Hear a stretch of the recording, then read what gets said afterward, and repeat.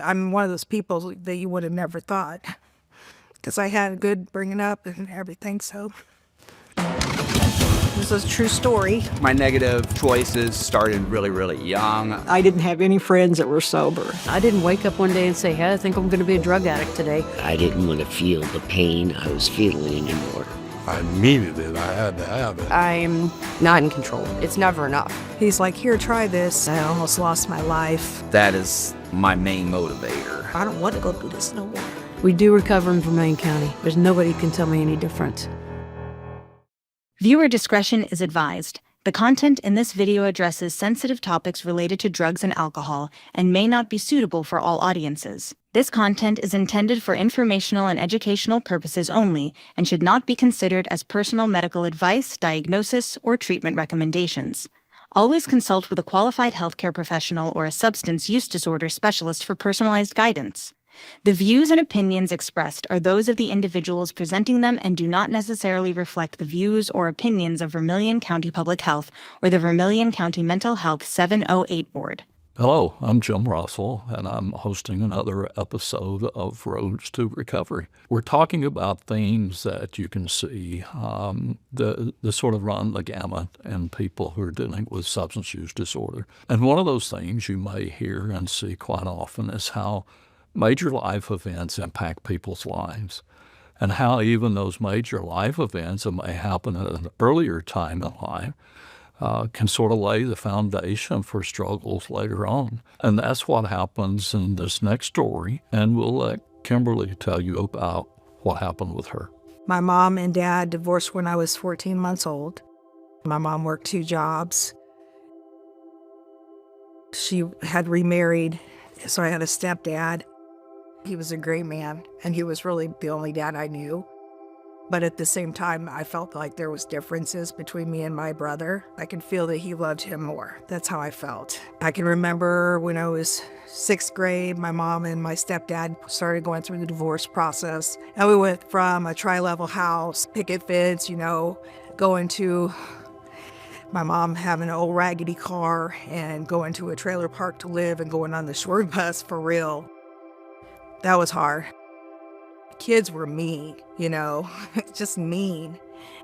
And my mom, she started drinking. And I can just remember walking from this bus stop, walking to the house and just saying, please, please, in my head, please be sober today. Please be sober. Step Recovery Center, this is Kimberly. Can I say who's calling? One moment, please. Thank you. It was hard growing up like that because I just felt alone. And I was a good kid, man. I was like the poster child. I was a good kid. I always had that void, and that void just stuck with me. Looking back now, all of my family members, all of my aunts and uncles, they definitely had alcohol problem. But when I was a teenager, I always thought, I want more. I'm never going to be like that. This is a true story. I was married for 27 years. I left somebody that I basically grew up with and who was my best friend. Just could never get him to make me feel special. He had to tell me how I looked. He had to tell me how to feel about myself. When I left my husband, all I wanted was him to come running, and it didn't happen. I have a lot of regrets. At 50 years old, I had never done a drug in my life. I started trying anything and everything that was out there. I became somebody that people would at least have to look at me and be like, what the hell is she doing? Oh, and I was thinking I was looking good. I had abs for the first time in my life, but then my legs were like the size of my wrist, I was out of my element. I wasn't a mom. I wasn't a wife. Started hanging out with the wrong guys, and one thing led to another, and I tried marijuana and got sick a couple times on that. And I got with a guy that we were doing cocaine on the weekends and that kind of thing, but then he's like, here, try this. That person that claimed that they loved me started me on crack cocaine, and I almost lost my life. Once I got the feeling of being high It was more of an outlet of covering up that pain that I was feeling, more so than chasing a high. It was to cover up my real feelings. I felt like I was living a nightmare, and I didn't know what to do about it. I'm not going to blame just my husband as far as the marriage. I started drinking even before I separated from him. I started stopping at the bar on the way home, which caused problems because by the time I got home, he didn't want to talk to me. I didn't realize at the time how much damage I was doing. I definitely can't take it back. I can't take any of it back. We're going to do probably a 50-50. Yep, 50-50, silent auction. Someone needs silent auction items. I worked for the state for 27 years, and my boss, God love her, she was my friend before she was my boss. She could have just threw the book at me and I could have lost my pension and everything else. And she was enough of a person to confront me and say, you need help. And I know this is not you. I was sick of looking in the mirror and not liking what I was seeing. I actually called my dealer up and said, hey, I want to come over and party.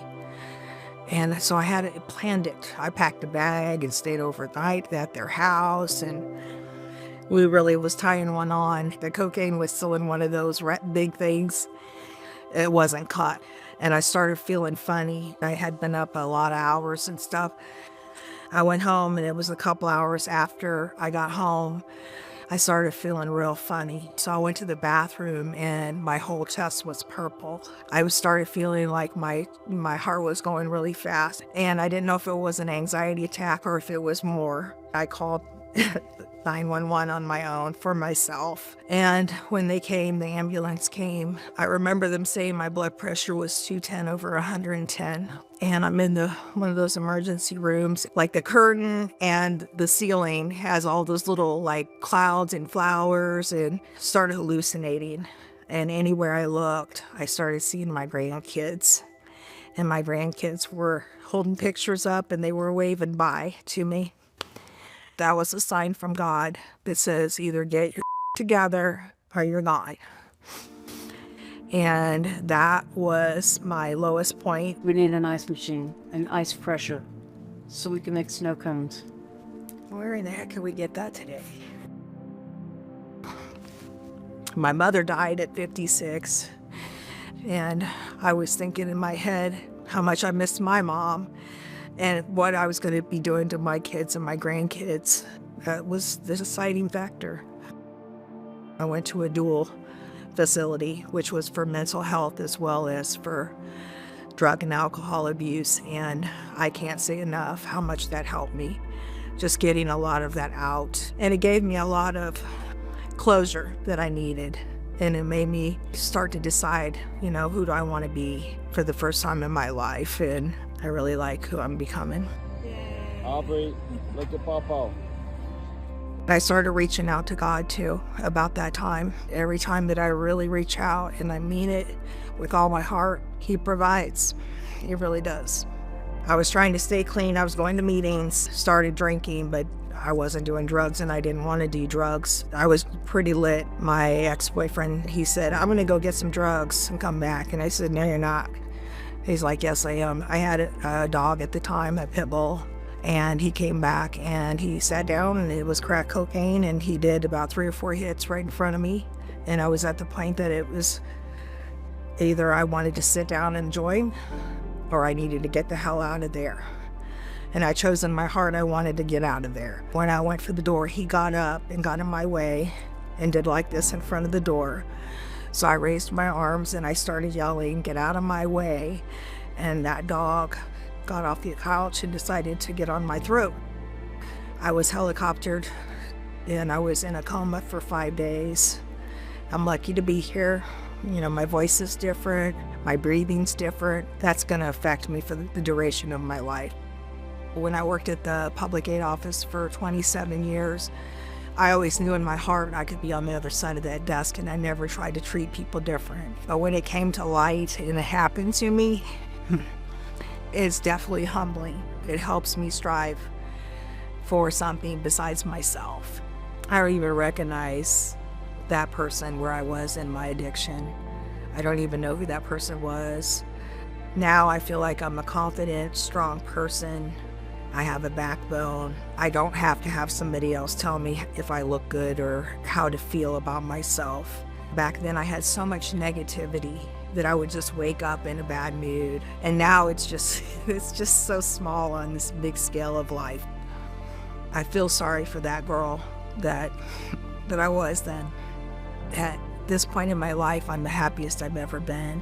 I have goals that I'm working on. I have a future with a partner. I have the best relationship I can have with my kids. I want to be here as long as I can and be the best I can. You gotta want to, you can't. Nobody can do it for you. You're gonna have to want this, and it's gonna be the hardest thing you ever do in your life. But if you do it, it's gonna be the best thing you ever do in your life. So why this effort? Why these stories? We're telling these stories, all different stories, with all different roads that these folks are on to recovery, to help you know and understand that recovery is possible. Whether it's you, it's a family member, it's a friend, it's a coworker, it is possible for someone who's struggling with substance use disorder to get help. We want to encourage people to reach out and get the help that they need. If you or someone you know and love is struggling with substance use disorder, don't just sit back and watch it happen.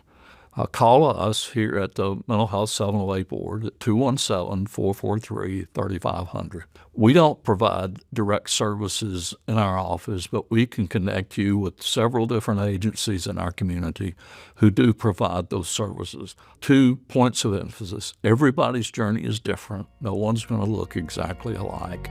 And then the second point is, don't forget, recovery is possible and things can get better. And there are people in this community, there are people in your family and friend circle who want to help you on your own personal road to recovery.